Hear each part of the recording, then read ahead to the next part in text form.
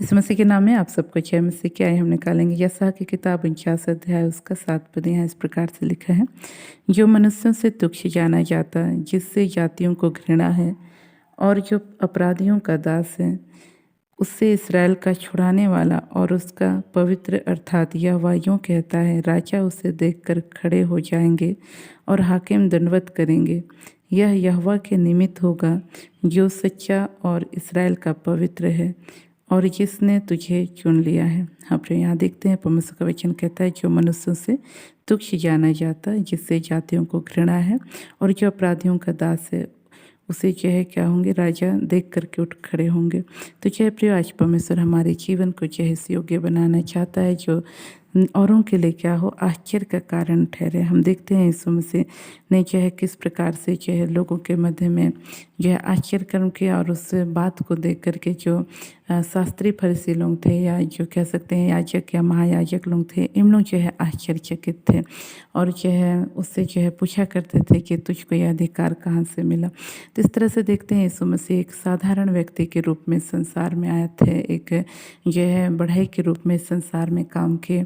उनके पास जो है एक, अगर देखा जाए मनुष्यों की दृष्टि से, तो कोई जो है पद नहीं था उसके पास, जो है महायाजक का जो है पद जो है संसारिक दृष्टि से नहीं था। हालांकि परमेश्वर ने उनको उसमें ठहराया था, लेकिन जो है जो एक मनुष्यों की ओर से जो होता है एक प्रमाण या पद कह सकते हैं, जो एक होना चाहिए, सर्टिफिकेट कर सकते हैं, वो जो है उनके पास नहीं था। लेकिन फिर भी परमेश्वर ने उनको इस्तेमाल किया, और इस कारण से जो सर्टिफिकेट वाले थे, जो याजक महायाजक थे, इन लोग जो है आश्चर्यचकित थे। तो उसी तरह से आज परमेश्वर हमारे जीवन को भी जो है लोगों के लिए आश्चर्य का कारण बनाना चाहता है, ताकि जो है हमारे जीवन के द्वारा परमेश्वर की महिमा हो सके और इस संसार में जो है उसका राज्य जो है फैल सके। तो ऐसे समय में हमको क्या करना है, हमको जो है बस परमेश्वर का साथ देने के लिए जो है तैयार रहना है।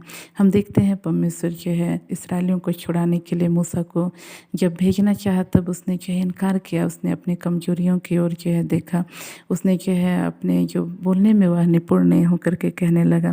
तो इस तरह से जो है मूसा अपनी कमी घटी को देखने के कारण जो है परमेश्वर के साथ आगे बढ़ना नहीं चाहता था। तो उसी तरह से आज यदि हम अपने जीवन की कमजोरियों को देखेंगे, यदि कमी घटी को देखेंगे, तो आज हम भी जो है आगे बढ़ना नहीं चाहेंगे।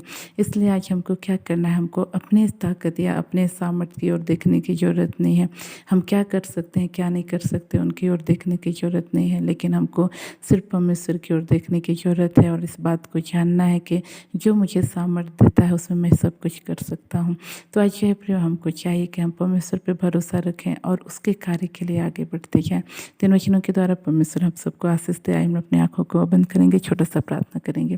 प्रेस लॉर्ड प्रभु जी, आपने अपने वचनों के द्वारा बोला, बातचीत किया, उसके लिए धन्यवाद करते हैं। पिता परमेश्वर, विशेषकर मैं इस बहन के लिए प्रार्थना करती हूँ प्रभु जी, जिस बहन का नाम प्रभु जी रवीना है। पिता परमेश्वर, हाँ प्रभु, और इसको आपने अपनी सेवा के लिए बुलाया, लेकिन प्रभु यह बहन प्रभु जी अपनी कमजोरियों की ओर देखती है। पिता परमेश्वर, अपने आप को निर्बल और दुर्बल समझती है प्रभु जी। हाँ पिता परमेश्वर, और प्रभु जी वह आगे बढ़ना नहीं चाहती, कई बातों को वो सोचती है।